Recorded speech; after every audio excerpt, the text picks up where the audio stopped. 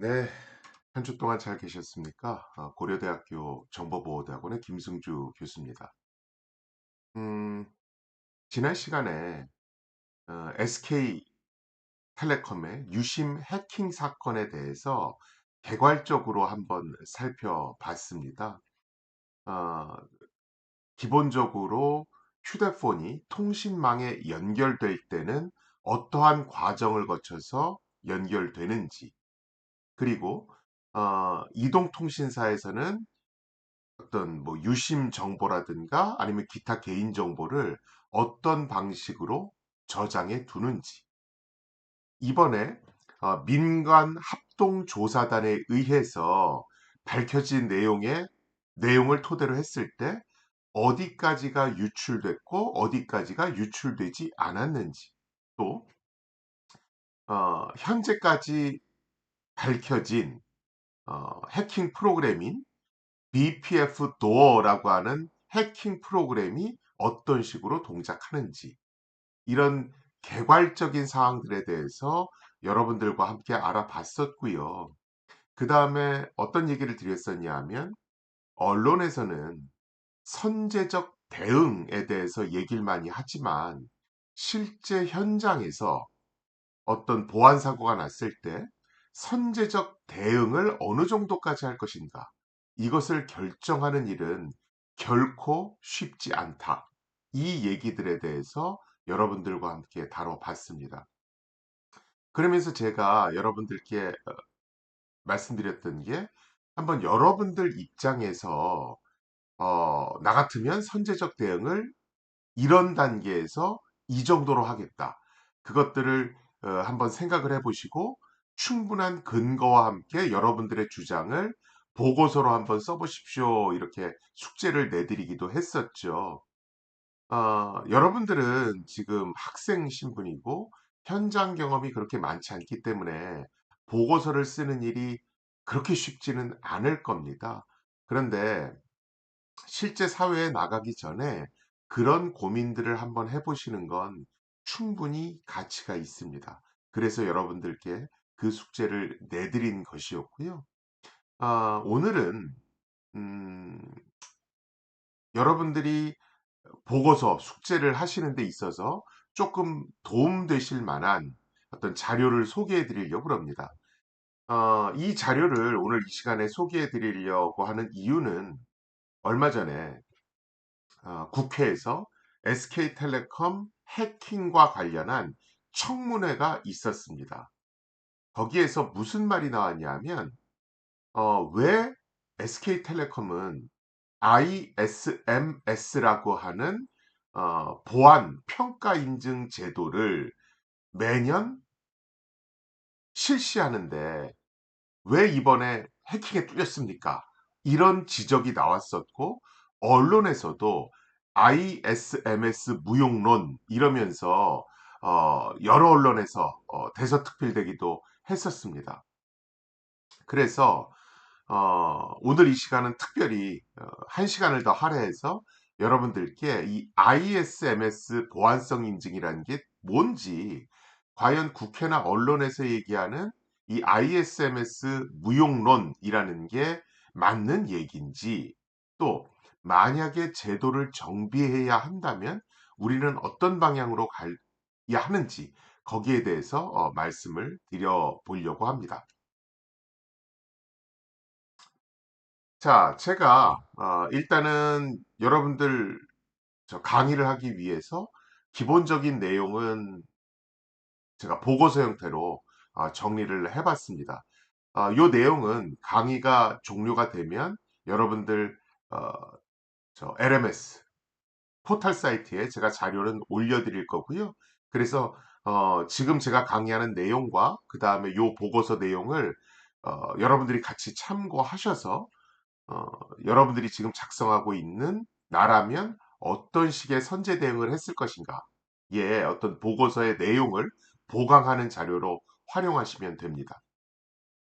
자, 일단 영국 통신보안 실행 규범 원문은 이겁니다. Telecommunication Security Code of Practice. 요 내용을 논하기 전에 먼저 ISMS에 대해서 설명을 드려볼게요.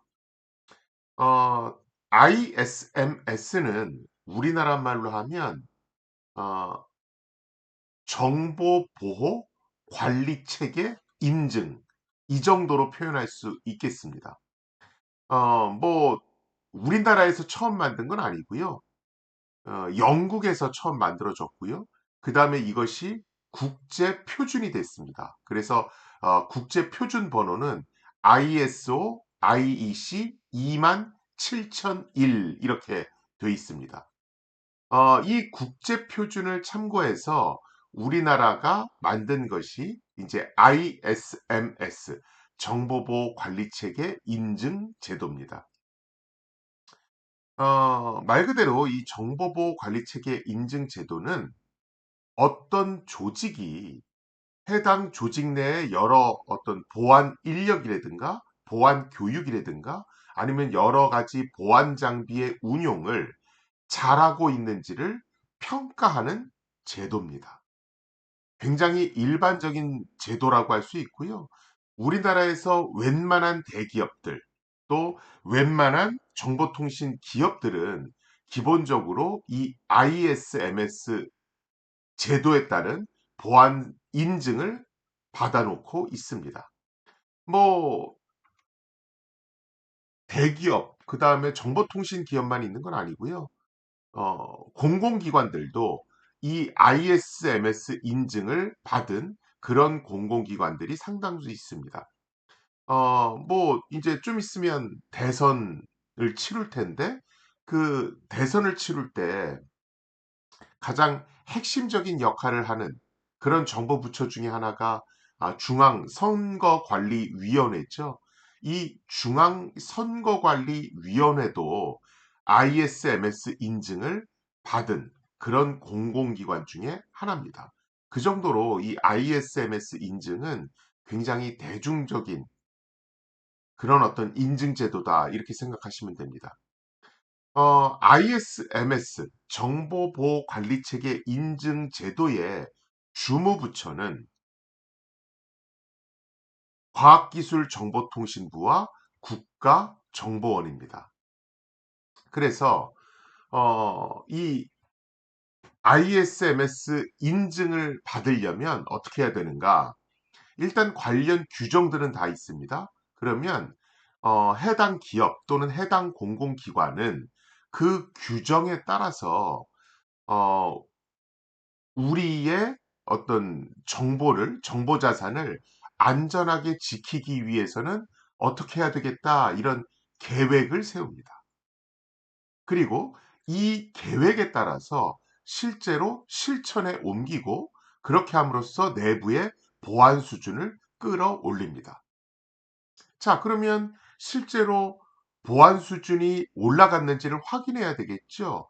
그래서 내부 보안 감사 인력을 활용해서 우리 보안 수준이 계획대로 올라갔는지 이것을 자체 점검을 합니다. 자, 자체 점검을 했더니 보안 수준이 올라왔어요. 그리고 우리가 ISMS 규정을 충실히 지키고 있는 것 같아요. 그러면 정부에다가 여기는 이제 과학기술정보통신부 아니면 국가정보원이 되겠죠. 여기에 인증 신청을 합니다. 저는요, 저희가 자체 분석해 보니까 충분히 인증을 받을 수 있는 수준이 된 것 같습니다. 그래서 저는 공식 인증을 받으려고 합니다. 이런 식으로 신청을 합니다. 그러면 어, 정부 부처에서 그것을 평가하시는 분들이 나와서 문서 검토도 하고 현장 실사도 합니다. 그래서 정말로 얘네들이 우리 규정에서 요구하는 수준을 갖췄네. 이렇게 판단이 되면 ISMS 인증을 획득했다라고 하는 그 증서를 해당 기관에 주게 됩니다. 당연히 정부에서 평가가 왔는데 너희들이 자체적으로 한 거는 뭐 만점을 줬을지 모르겠는데 우리가 평가해 보니까 그거 아니야. 이러면 어, 당연히 인증서를 못 받겠죠. 그렇죠? 아까 말씀드렸듯이 웬만한 대기업들은 전부 다 이 ISMS 인증을 받아 놓은 상태고요. 공공기관들도 주요 공공기관들은 전부 다 이 인증을 받았습니다. 뭐 조금 자랑하자면 우리 고려대학교도 이 ISMS 인증을 받은 그런 어떤 기관 중에 하나고요. 실제로 우리 고려대학교 같은 경우에는 이 ISMS 인증을 굉장히 잘 받아오고 있다라고 그래서 대학교 최초로 ISMS 인증 우수 기관 이런 식으로 해서 과기정통부 장관 표창을 받기도 했습니다. 자, 그런데 이 ISMS 인증이라고 하는 걸 기업들이 왜 받을까요?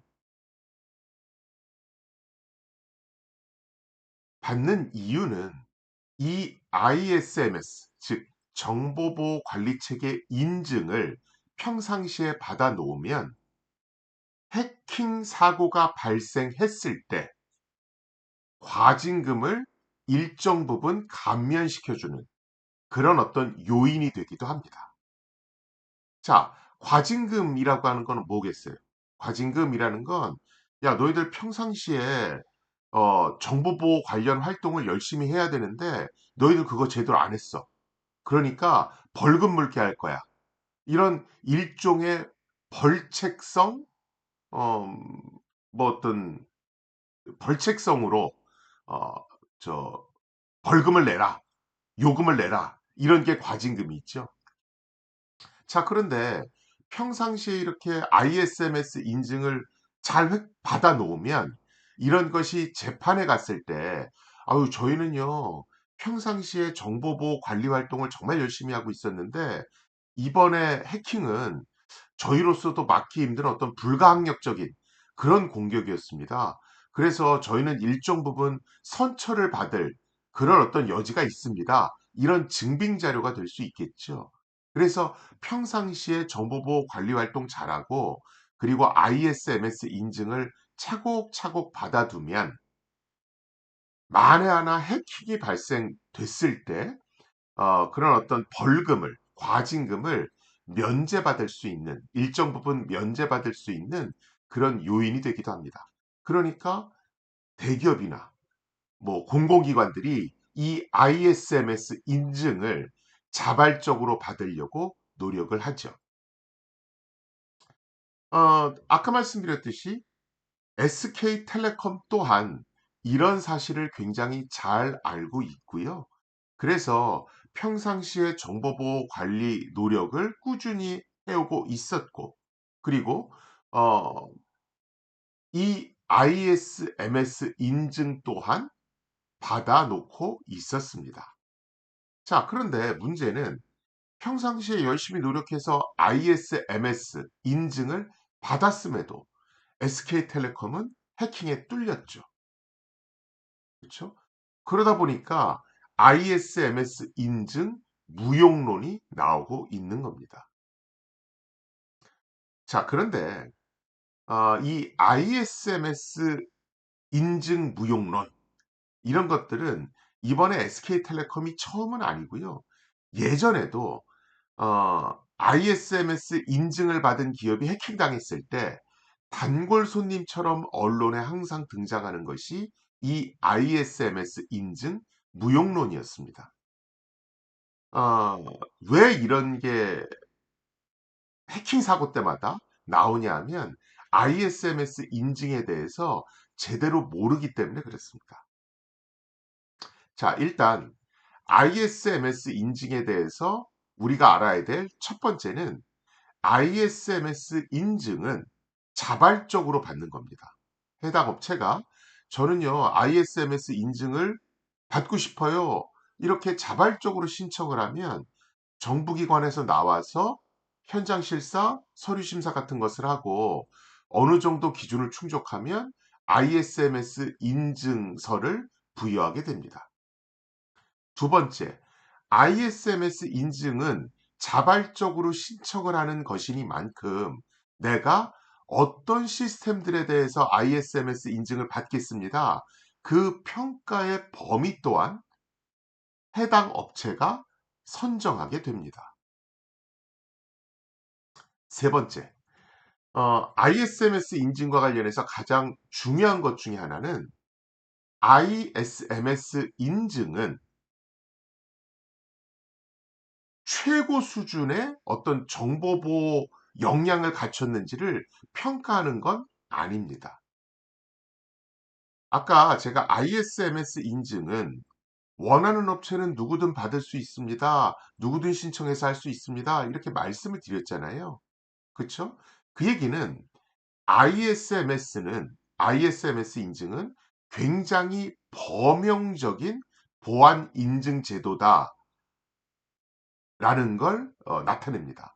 자, 범용적인 보안 평가 인증 제도라는 것은 어떤 기관, 그게 어떤 일을 하는 기관이든 간에 누구든 신청해서 받을 수 있다는 걸 뜻하는 거겠죠. 자, 어떤 기관에든 적용할 수 있는 보안 인증 제도를 만들려면 일단은 그 인증 제도가 기관 중립적이고 또 기술 중립적이어야 됩니다. 자, 그러려다 보니까 그냥 보편적인 보안 수준을 갖췄는가? 이것을 평가하게 돼 있고요. 그래서 보통 우리가 ISMS 인증 제도를 얘기할 때 이것은 해당 기관이 최고 수준의 보안 역량을 갖췄는지를 평가하는 것이 아니라 기본적으로 지켜야 할 최소 수준의 보안 역량을 갖췄는지를 평가하는 것이다. 이렇게 보통 얘기를 합니다. 그래서 여러분들이 알아두셔야 하는 것은 ISMS 인증은 보편적인 인증 제도이니만큼 최고 수준 여부를 평가하는 것이 아니라 갖춰야 될 최저 수준의 역량을 갖췄는지, 최저 수준의 해야 할 것을 했는지를 평가하는 제도다. 그래서 ISMS 인증을 받았다고 해서 해킹에 안 뚫린다. 이렇게 생각하는 것은 굉장히 잘못된 것이다. 이것을 여러분들이 반드시 알아두셔야 됩니다. 그래서 이런 관점에서 본다라면 ISMS 인증 무용론은 좀 과도한 얘기죠. 그래서 여러분들이 현장에 나가셨을 때도 어떻게 하셔야 되냐면 기본적으로 어, 자체적인 어떤 보안 역량을 끌어올리셔야 되겠죠. 그 다음에 어떤 객관적인 인증이 필요하니까 여러분들께서는 정부에다가 ISMS 인증 신청을 하셔야 됩니다. 자, 이렇게 해서 ISMS 정보보호관리체계 인증서를 여러분들이 받으셨다는 건 최소한도로 기본적으로 하셔야 될 것은 했고 거기에 대해서 공식적인 인증을 받았다는 겁니다. 그런데 이거는 최소한의 해야 될 걸 했다라는 증표니까 여기에 더해서 플러스 알파를 더해 두셔야 되겠죠. 그래야 여러분들이 어떤 외부의 해킹으로부터 안전하게 조직을 지키실 수가 있습니다. 자, 그래서 정리하면 여러분들이 ISMS 인증에 대해서 아셔야 될 건 첫 번째, 이것은 자발적인 인증 제도다. 그래서 여러분들이 신청하면 받으실 수 있다. 물론 단서 조항은 있습니다. 뭐 이용자 수가 어느 정도 되고 그다음에 국가가 지정한 주요 시설에 대해서는 이 ISMS 인증을 의무적으로 받아야 되긴 합니다. 하지만 일반적으로 봤을 때는 이 ISMS 인증 제도는 자발적으로 신청해서 받는 겁니다.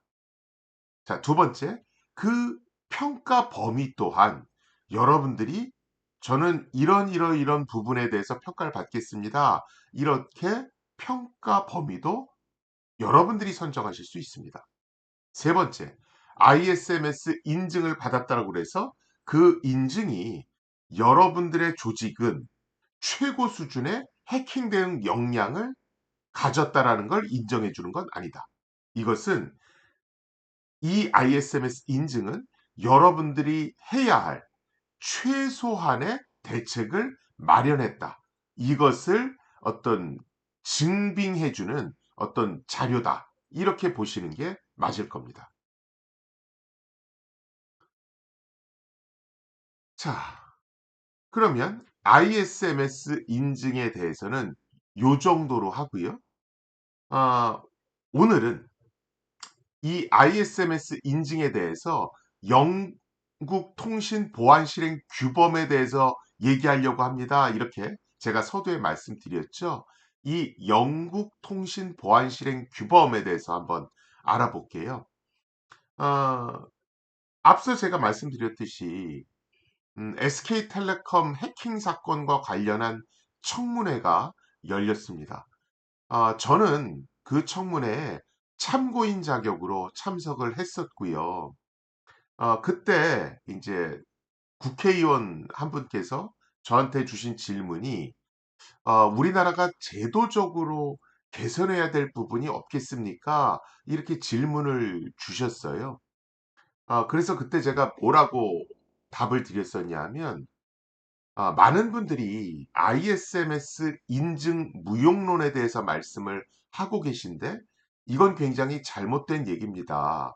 왜냐하면 ISMS는 필요 최소한, 그러니까 해당 기관이 최소한으로 지켜야 될 것을 지켰는지를 인증해주는 제도이지, 이 ISMS 인증 제도가 최고 수준의 해킹 역량을 갖췄는지를 인증해주는 제도는 아닙니다. 이렇게 말씀을 드렸습니다. 그리고 나서 제가 뭐라고 말씀드렸냐 하면, 하지만 요새 통신사에 대한 해킹 시도는 계속해서 증가하고 있습니다.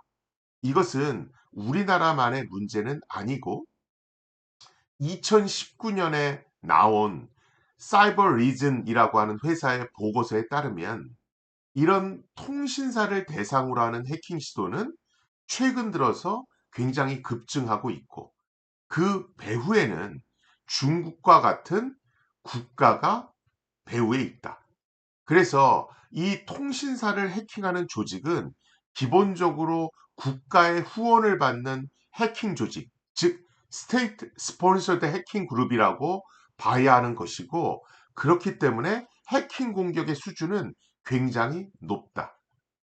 게다가 국가의 후원을 받기 때문에 뭐 5년, 10년에 걸쳐서 굉장히 장기적으로 암약하면서 공격을 해올 수 있다. 우리는 전문적인 용어로 APT 공격, Advanced Persistent Threat이라고 보통 얘기를 하죠. 이렇게 장기적으로 암약할 수 있기 때문에 밝혀지기가 굉장히 힘들다. 즉, 탐지되기가 굉장히 힘들다.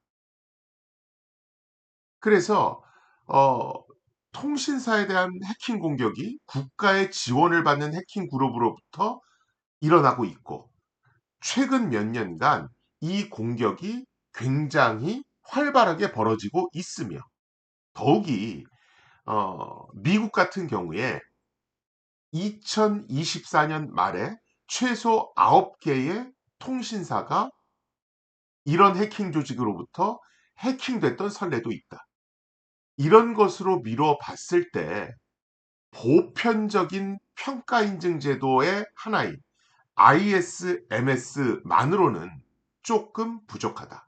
그래서 외국을 좀 벤치마킹해서 통신사만을 위한 별도의 보안 인증 제도를 만들 필요가 있습니다. 이렇게 제가 국회에서 답변을 드렸었고요. 이렇게 별도의 보안 인증 제도, 별도의 통신사만을 위한 보안 인증 제도로 제가 사례를 들어서 설명했던 것이 영국 통신 보안 실행 규범입니다. 이 영국 통신 보안 실행 규범이라고 하는 것은 원문으로는 Telecommunication Security Code of Practice라고 얘기합니다. 처음에 보여드렸던 이 문서입니다. 이 영국 통신 보안 실행 규범은요, 왜 나오게 됐냐 하면 영국은 2021년에 통신보안법, 텔레커뮤니케이션 시큐리티 액트라고 하는 걸 만들었습니다. 어, 이 통신보안법, 텔레커뮤니케이션 시큐리티 액트를 만든 이유는 제가 좀 전에 말씀드렸던 것과 되게 비슷합니다. 통신 인프라, 통신 설비라고 하는 것은 이제 국가의 굉장히 중요한 인프라가 되기 시작했고, 이 통신 인프라에 대한 해킹 공격이라든가 아니면 공급망 위험이 날이 갈수록 굉장히 증가하고 있다. 그래서 이 통신업체들이 통신 설비들을 안전하게 관리하도록 하는 것을 국가적으로 좀 강제화시킬 필요가 있다. 그래서 영국은 텔레커뮤니케이션 시큐리티 액트라고 하는 걸 만들어서 정부가 통신사의 어떤 보안 실태에 대해서 강제적으로 점검할 수 있는 근거를 법률적으로 만들어 놓습니다. 자, 그런데 법으로 야, 통신사들은 너희들 열심히 통신 설비의 보안 수준을 끌어올려야 돼? 그거 제대로 안 하면 과징금 내게 한다? 이렇게만 얘기하면 되게 무책임하잖아요. 그래서 이 법의 실효성을 담보하기 위해서 바로 그 다음 해인 2022년에 텔레커뮤니케이션 시큐리티 코드 오브 프랙티스, 즉 통신 보안 실행 규범이라는 걸 만들고요. 업체가 이 실행 규범을 참고해서 보안 수준을 끌어올릴 수 있도록 환경을 만들어 놓습니다. 그래서 이 통신 보안 실행 규범 150페이지에 달하는 이 문서는 일종의 통신 업체가 해야 되는 여러 가지 보안 조치와 관련된 세부 가이드라인이다. 이런 식으로 보시면 되겠습니다. 그래서 실제 이 텔레커뮤니케이션 시큐리티 코드 오브 프랙티스를 보시면 굉장히 세분화돼서 통신업체들이 해야 될 내용들이 기술돼 있고요. 보시면 네트워크 구조는 어떻게 해야 되고, 그 다음에 내가 지켜야 될 어떤 데이터라든가 아니면 네트워크 설비에는 어떤 것들이 있어야 되고, 그 다음에 어떤 도구들을 사용해야 되고, 그 다음에 공급망 보안은 어떤 식으로 해야 되고, 그리고 만에 하나 뚫렸을 때 어떤 식으로 즉각적으로 어, 저 원래 상태로 돌아와야 하는지, 그런 어떤 복원력에 대해서도 얘기를 하고 있습니다. 그 다음에 실제 시스템 패치라든가 업데이트 할 때는 어떻게 해야 되는 건지, 그 다음에 여러 가지 보안 취약점 테스트는 또 어떻게 해야 되는지, 이런 갖가지 것들에 대해서 굉장히 세부적으로 기술해 놓고 있고요. 그 어떤 분량 또한 총 150페이지에 달합니다. 그래서 영국은 통신 설비에 대한 중요성을 굉장히 일찍 감지했고, 그래서 2021년에 통신보안법 텔레커뮤니케이션 시큐리티 액트를 만들었고, 이 텔레커뮤니케이션 시큐리티 액트를 뒷받침하기 위해서 텔레커뮤니케이션 시큐리티 코드 오브 프랙티스를 만들어서 업체들한테 세부 가이드라인을 줬다. 이렇게 보시면 됩니다. 즉, 이 통신 보안 실행 규범은 기존의 ISMS에서 요구하는 보편적인 어떤 보안 요구 조건보다는 훨씬 높은 수준의, 통신업체가 따라야 하는 높은 수준의 어떤 보안 리퀘어먼트들을 기술하고 있다. 이렇게 보시면 되겠죠. 어, 이 텔레커뮤니케이션 시큐리티 액트, 그리고 텔레커뮤니케이션 시큐리티 코드 오브 프랙티스, 이런 것들을 업체가 제대로 따랐는지, 이런 것들을 관리 감독하는 주무부처는 여기에 나와 있는 OFCOM이라는 어떤 기관입니다. 이거는 우리 영문 명칭은, 그러니까 풀 명칭은 뭐냐 하면 Office of Communication입니다. 뭐 우리나라 말로 하면 통신보안청 정도 되겠네. 아니, 통신청, 커뮤니케이션 청, 뭐 요 정도 될 겁니다. 그래서 Office of Communication이라고 하는 통신 규제 기관을 둬서 이 보안 규범이 제대로 지켜지고 있는지를 관리할 수 있도록 하는 그런 어떤 조직 체계도 만들어 놓습니다.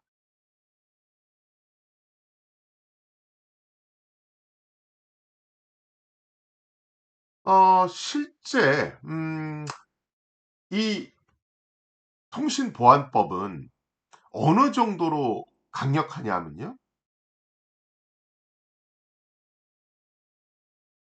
좀 전에 제가 말씀드렸듯이 일단은 오피스 오브 커뮤니케이션을 통해서 여러 가지 어떤 보안 의무 수준을 감시할 수 있도록 만들어 놨다라고 말씀을 드렸죠. 자, 그런데 영국은 단순히 그냥 법 만들고 그다음에 오피스 오브 커뮤니케이션이란 부서를 만들어서 관리할 거야. 뭐 이 정도로만 해 놓은 게 아니고요. 실제로 이걸 제대로 따르지 않으면 굉장히 큰 과징금을 물도록 해 놨습니다. 제가 잠깐 뒤로 갔다가 앞으로 다시 돌아올게요.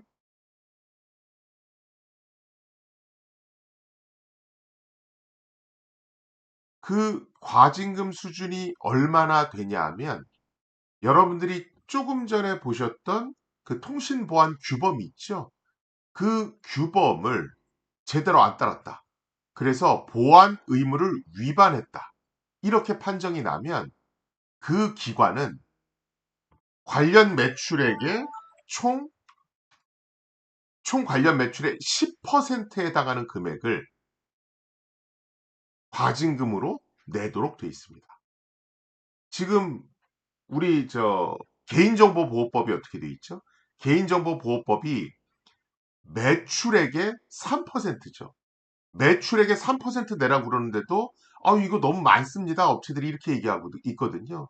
그런데 이 통신 보안 규범의 경우에는 매출액의 10%입니다.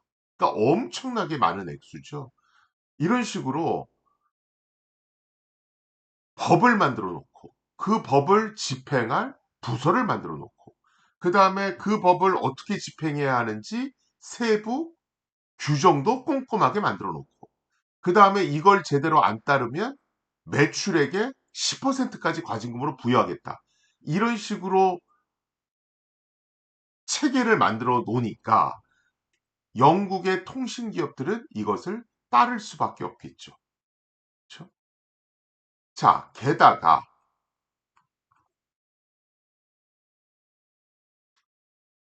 영국은 어, 이 법이 단순히 통신 기업에만 영향을 미치도록 만들어 놓은 것이 아니고요. 실제로 이 통신 업체에 장비를 공급하는 업체들, 즉 우리가 공급망 보안이라고 그러죠. 이렇게 이 통신 업체에 각종 통신 장비를 제공하는 업체들에 대해서도 이 관련 규정을 준수하도록 만들어 놓고 있습니다. 그 얘기는 뭐냐면 이 영국의 텔레커뮤니케이션 시큐리티 액트에 어떤 영향을 받는 기업 범위는 단순히 SK텔레콤, LG U+, 그다음에 KT 같은 통신 사업자뿐만이 아니라 그 통신 사업자의 통신 장비나 아니면 기타 관련 장비를 공급하는 모든 업체가 그 대상이다. 이렇게 보시면 됩니다. 그러니까 법안이 미치는 영향력의 범위가 굉장히 광범위한 거죠. 사실은 이런 형태의 어떤 법규를 갖는 것이 영국의 통신 보안법만 있는 건 아닙니다. 어, 아마 제 수업을 들어보셨던 분들은 아시겠지만 2015년에 자동차 해킹이 됩니다.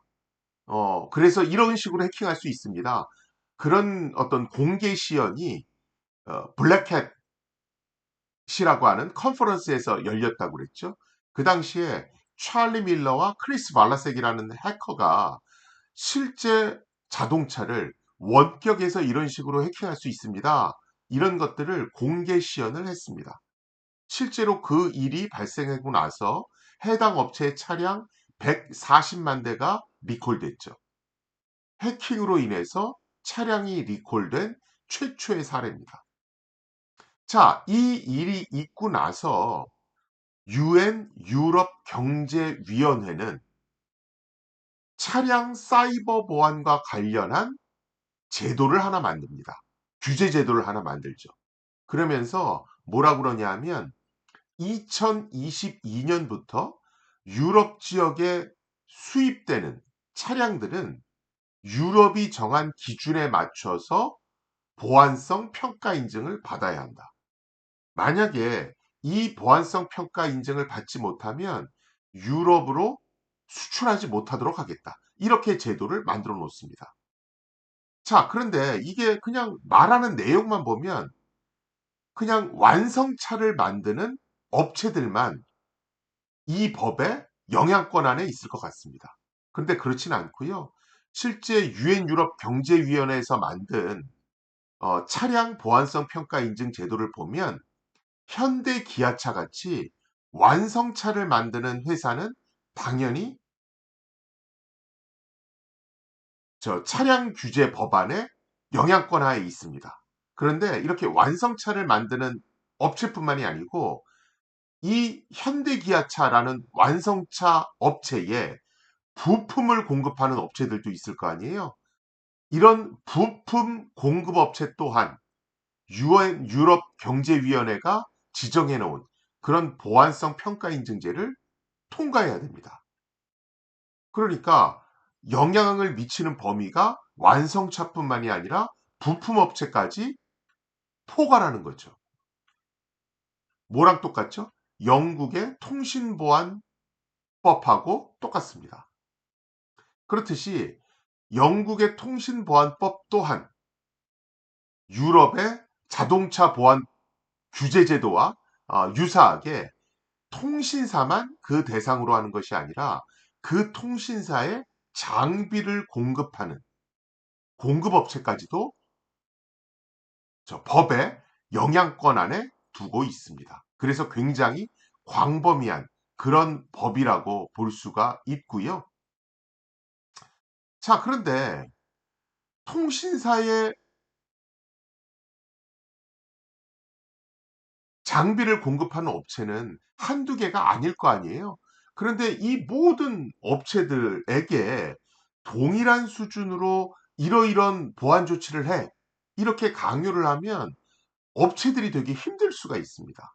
그래서 영국은 어떤 식으로 했냐 하면 이렇게 티어 1, 티어 2, 티어 3로 관련 매출액에 따라서 업체를 구분합니다.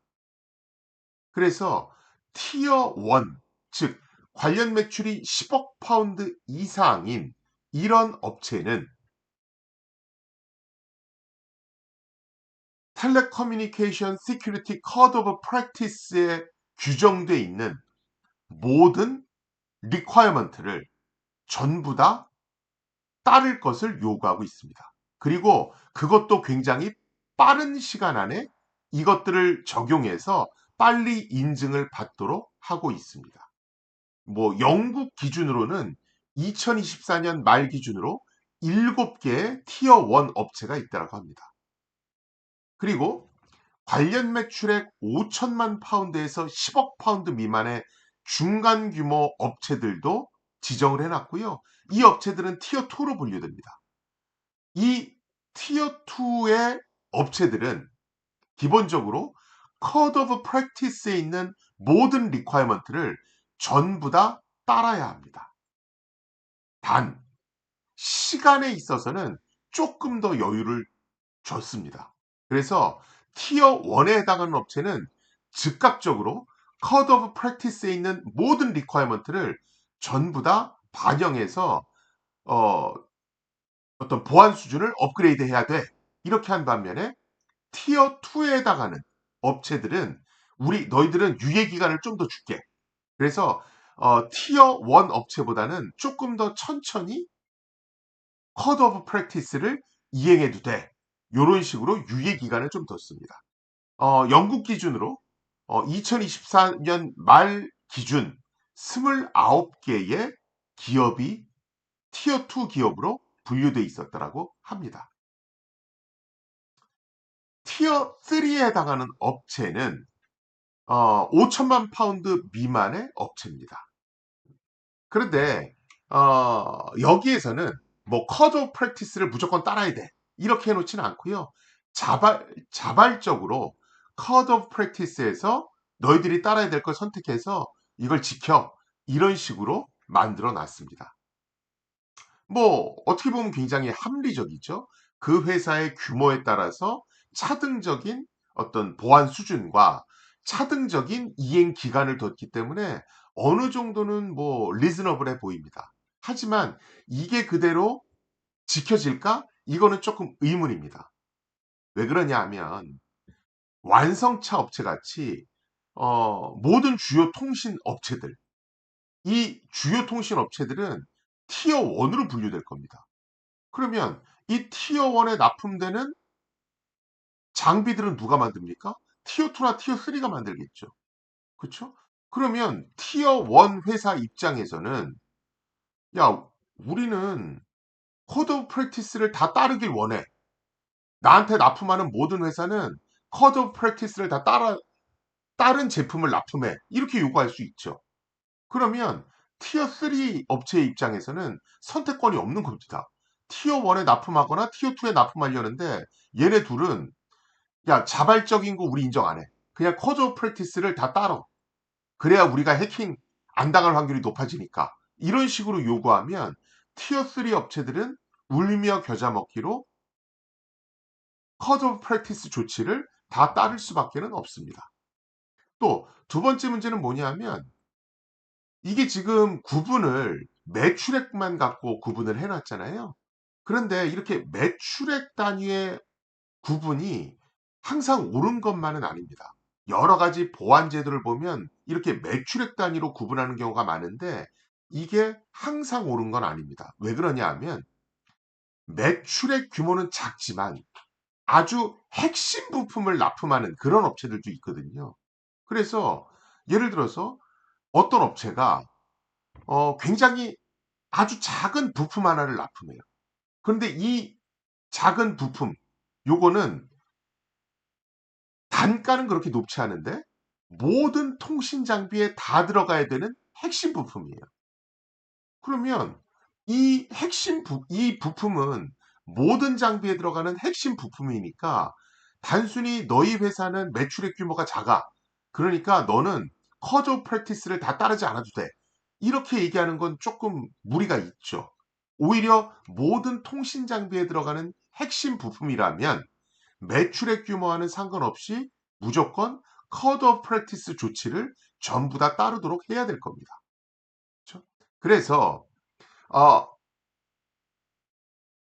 티어 3 업체한테는 자발적으로 일부 커드 오브 프랙티스 조치를 따르라고는 했지만 티어 1이나 티어 2 업체가 티어 3 업체한테 야 너는 다 따라 이렇게 요구를 한다라면 시장 원리상 티어 3 업체한테는 선택권이 없을 수 있다. 또 전체 매출 규모가 굉장히 작다 하더라도 핵심 부품을 공급하는 티어 3 업체가 있을 수도 있기 때문에 이런 식으로 매출액 규모로 티어 1, 티어 2, 티어 3를 나눠서 규정을 어떻게 따르라고 하는 것이 과연 의미가 있을까? 이런 지적은 현재 나오고 있다. 이건 여러분들이 알아두실 필요가 있고요. 뭐 영국도 이런 어떤 텔레커뮤니케이션 시큐리티 액트라든가 아니면 커드 오브 프랙티스를 이제 막 시작했기 때문에 이것은 쭉 시간이 지나면서 조금 더 수정 보완될 그런 여지는 남아 있습니다. 자, 아무튼 이렇게 해서 T1, T2, T3를 매출액에 따라서 어, 지금 영국은 차등해서 법을 적용시키겠다 하는 의지를 갖고 있고요. 좀 전에 말씀드렸듯이 여기에 대한 여러 가지 어떤 비판 여론도 있기 때문에 실제 적용해 가면서 수정 보완될 그런 여지는 남아 있습니다. 아까 말씀드렸듯이 뭐 커드 오브 프랙티스는 150페이지에 걸쳐서 굉장히 상세하게 어떤 조치를 해야 된다. 이런 것들을 구분해 놓고 있습니다. 그래서 뭐 네트워크 아키텍처부터 시작해서 그다음에 데이터나 네트워크 기능은 어떤 보안 기능을 사용해서 보호해야 되는지, 그다음에 모니터링 도구나 분석 도구는 어떤 걸 사용해야 되는지, 그다음에 공급망 보안과 관련해서는 어떤 것들을 해야 되는지, 그 다음에 만약에 심해 사고가 발생했을 때는 어떤 식으로 빠르게 리커버리를 해야 되는지, 그 다음에 어떤 문제를 발견했을 때 보안 업데이트나 패치는 어떻게 해야 되는지, 이런 것들에 대해서 굉장히 상세하게 어, 내용들을 기술해 놓고 있고요. 굉장히 특이한 것 중에 하나는 제가 여기 빨간색으로 표시를 했습니다만 실제로 통신이라고 하는 건 한 나라가 단독으로 할 수는 없잖아요. 그런데 어, 다른 나라에서 영국과 관련된 다른 나라에서 지정학적 위험이 발생했을 때, 예를 들어 다른 나라에서 뭐 통신망과 관련된 문제가 발생했다거나 아니면 통신 장비를 공급하는 다른 나라 업체가 문제를 일으켜서 국제적인 어떤 연결고리가 끊어졌을 때, 공급망과 관련한 국제적 연결고리가 끊어질 경우에도 영국 자체만으로 영국의 네트워크는 1개월간 유지될 수 있어야 한다. 또 해당 통신업체는 이런 능력을 갖춰야 된다. 이런 조항까지도 집어넣어 놓고 있습니다. 굉장히 꼼꼼하고 강력한 그런 어떤 규정이다. 이렇게 보시면 되고요. 여러분들이 실제로 이 텔레커뮤니케이션 시큐리티 코드 오브 프랙티스 이 규범을 실제로 한 줄 한 줄씩 쭉 읽어보시면 야 정말 다각도로 많이 준비했다 이런 걸 느끼실 수 있을 것이고요. 또 만약에 여러분들이 뭐 통신 관련한 업체 취업하길 원하신다라면 이 문서를 꼭 한번 읽어보시면 통신망이라는 게 이런 특징이 있고 이런 보안 대책을 세워야 되는구나. 이런 것들을 미리 공부해 두실 수가 있을 겁니다. 이 자료 또한 제가 LMS에 같이 올려드리도록 하겠습니다.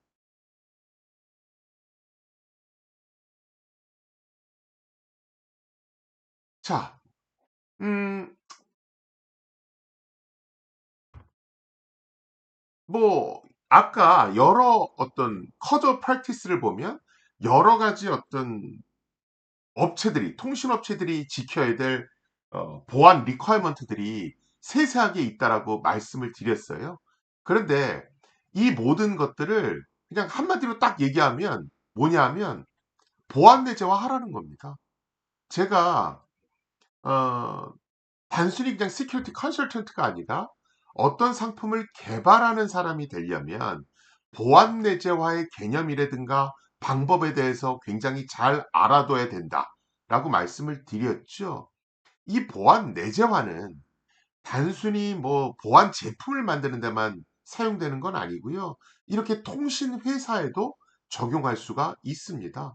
그래서 영국의 이 커드 오브 프랙티스의 여러 세부 지침을 보면 한마디로 뭐냐면 통신 설비를 구축할 때 네트워크 구성 요소 및 서비스의 전체 라이프 사이클에 걸쳐서 보안을 선제적으로 내장하라. 즉, 보안 내재화를 충실히 따라라. 이걸 얘기하고 있는 겁니다.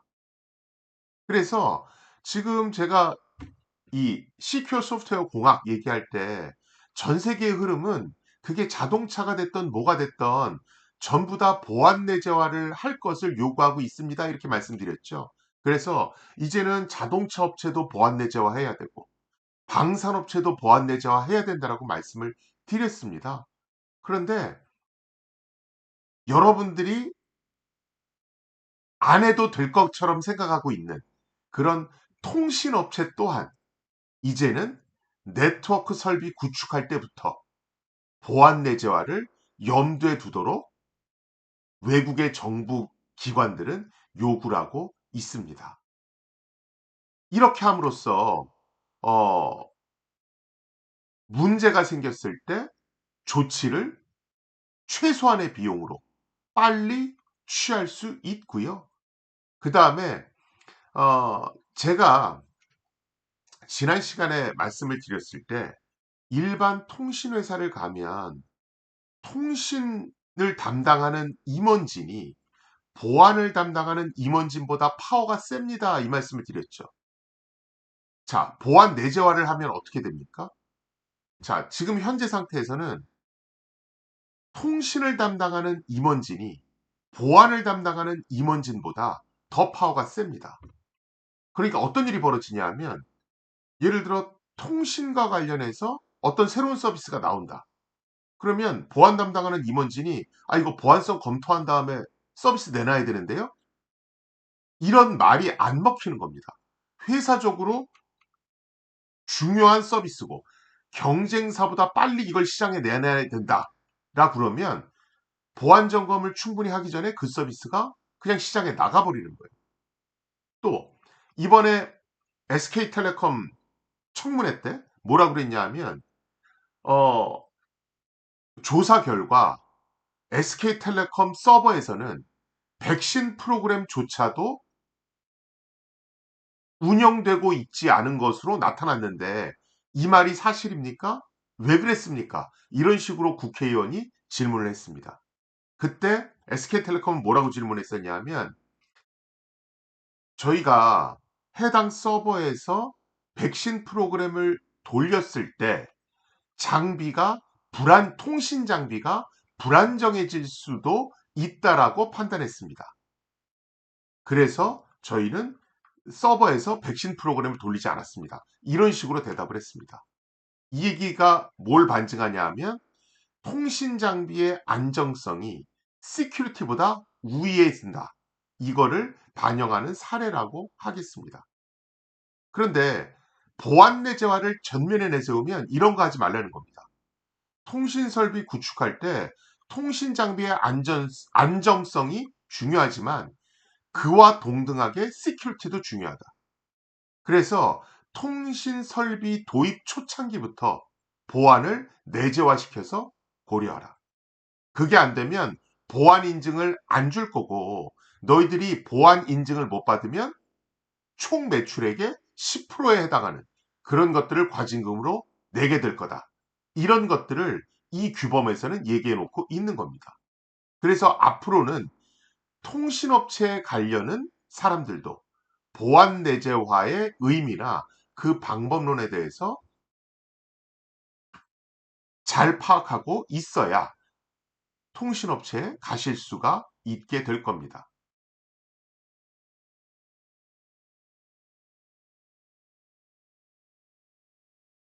또한 제가 여러 가지 어떤 시스템 보안 얘기할 때 어, 모든 보안 기능을 획일적으로 처리하는 건 말이 안 된다고 그랬죠. 그래서 데이터의 민감성과 중요도에 따라서 그것을 다루는 시스템의 보안 수준, 보호 수준을 차등화시켜서 보안 기능을 적용해야 된다. 이 말씀을 드렸죠. 영국의 통신보안 규범 및 관련 법규도 이 데이터 민감성과 중요성에 따른 보호 수준 차등화 이것에 대해서 어, 은연중에 각종 리퀘어먼트에 이것을 반영해 놓고 있습니다. 사실은 앞에 기업들이 매출액 규모에 따라서 티어 1, 티어 2, 티어 3로 구분되어 있다. 뭐 이런 말씀을 드렸잖아요. 이것도 일종의 중요성에 따른 보호 수준 차등화 조치의 일환이라고 볼 수 있습니다. 세부 내용은 제가 문서에 이렇게 기록을 해놨으니까, 그리고 이걸 여러분들한테 공개해 드릴 테니까 여러분들이 참고해 보시기 바랍니다.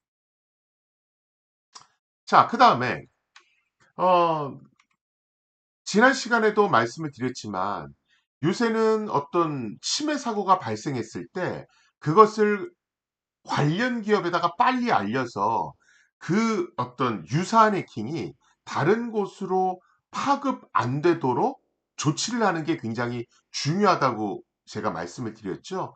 SK텔레콤 같은 경우에는 해당 해킹 사실을 인지한 후 24시간 안에 과기정통부에 보고를 했어야 되는데 그걸 하지 못했다. 그래서 그 부분에 대해서는 아마 과징금을 내게 될 거다. 이런 식으로 제가 말씀드렸었는데요. 영국의 통신보안 규범에서도 이 내용을 담고 있고요. 그래서 실제 통신 사업자라든가 아니면 장비 공급자는 네트워크 또는 서비스 운영에 영향을 초래할 수 있는 그런 보안 침해가 발생한 경우에는 그것을 Office of Communication 부서에 저, 최대한 빨리 알리도록 그렇게 규정해 놓고 있습니다.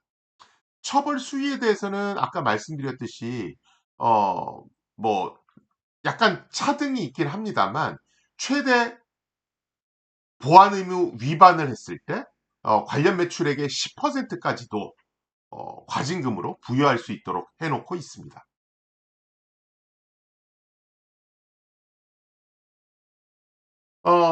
물론 이 커더 프랙티스를 만들어 놓고 이런 과징금 규모를 전체 매출의 10%까지 해놓은 것, 이런 것들은 굉장히 긍정적인 영향을 미칠 겁니다. 그런데 이런 어떤 관련 법을 만들고 커저 프랙티스를 만들면서 뭐 여러 가지 어, 뭐 지속적으로 해결해야 될 과제들도 식별된 건 사실이고요. 아마 이런 어떤 식별된 과제들은 이 제도를 시행해 가면서 어느 정도는 이제 보완돼 나갈 걸로 보여집니다. 그런데 역시나 어, 이제 식별된 과제 중에 조금 중요하게 부각되고 있는 것은 지난 시간에도 제가 말씀을 드렸지만 통신업체 같은 경우에 특히나 오래된 통신업체 같은 경우에는 자산 파악이 안 되는 경우가 되게 많다고 그랬죠. 그래서 실제로 자산 파악이 제대로 안 되고 놓치고 있는 레거시 장비가 굉장히 많다. 그래서 거기 있는 보안팀들조차도 이런 장비가 지금까지 막 사용되고 있는 줄은 저희도 몰랐어요. 이런 게 굉장히 많다라고 그랬죠. 역시나 영국도 법을 만들고 규범을 만들다 보니까 이 자산 관리 또 레거시 장비가 방치되고 있는 이런 거 굉장히 큰 문제다라고 인지하고 있고요. 이 부분을 실제로 어떻게 효과적으로 할 수 있을 것인가, 이런 것들은 이제 과제로 식별됐기 때문에 이런 여러 가지 방법들이 앞으로는 더 연구될 걸로 보여집니다.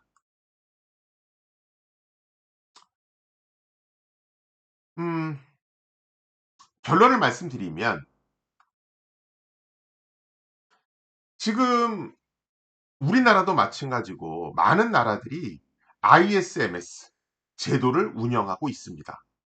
그런데 지금 영국이나 유럽에 또는 싱가포르는 어떻게 생각하고 있냐면 이런 보편적으로 적용할 수 있는 보안성 평가 인증 제도가 굉장히 중요하긴 하지만 통신 설비 또는 자동차 이렇게 아주 특정한 부분에 있어서는 그 사업군만을 위한 별도의 보안성 평가 인증 제도를 만들 필요가 있다.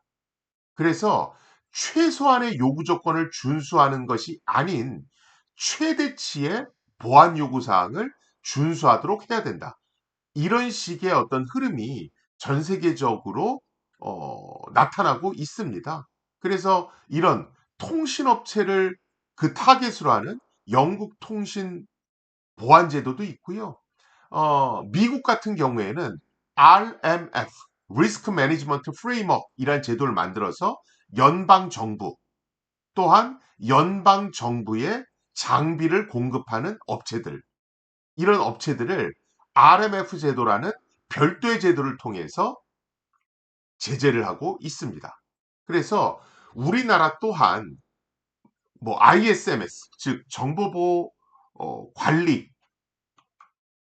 체계 인증 제도라는 게 있긴 합니다만, 이것은 너무도 보편적이고 최소한의 요구 조건만을 지키는지 따지는 제도인 만큼, 우리도 주요 설비에 대해서는 별도의 어떤 규제를 만들어서 보안 수준을 좀 끌어올릴 필요가 있지 않는가, 저는 그렇게 생각하고요.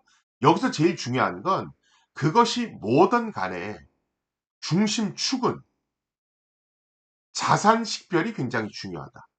그 다음에 이런 모든 설비들을 동등한 기준으로 평가하는 것이 아니라, 어떤 데이터의 중요도, 시스템의 중요도에 따라서 어떤 저 대응해야 될 어떤 보안 기능들, 보안 대책들을 차등화시켜서 적용한다.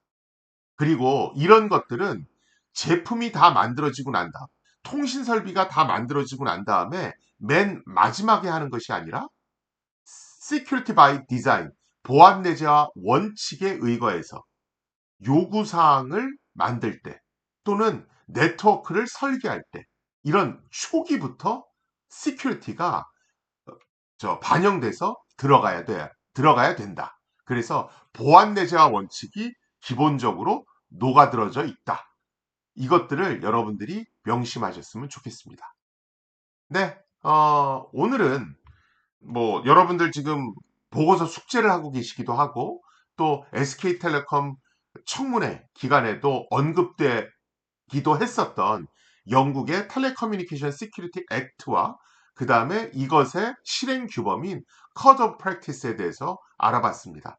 이거 말고도 통신 보안과 관련한 다른 여러 가지 규정들이 있긴 합니다. 그래서 여러분들께는 대략적으로 이 제도가 좀 중요한 것 같아서 통신보안 실행 규범에 대해서만, 영국의 실행 규범에 대해서만 말씀을 드렸는데요. 이거 말고도 여러분들이 다른 제도까지 같이 분석해 보시면 여러분들 보고서의 완성도도 올라갈 걸로 보여지고요. 또한 여러분들이 뭐 통신사에 가실 수도 있잖아요. 그런 통신사에 가실 때도 이런 것들을 읽어보시면 도움이 되시지 않을까 싶습니다.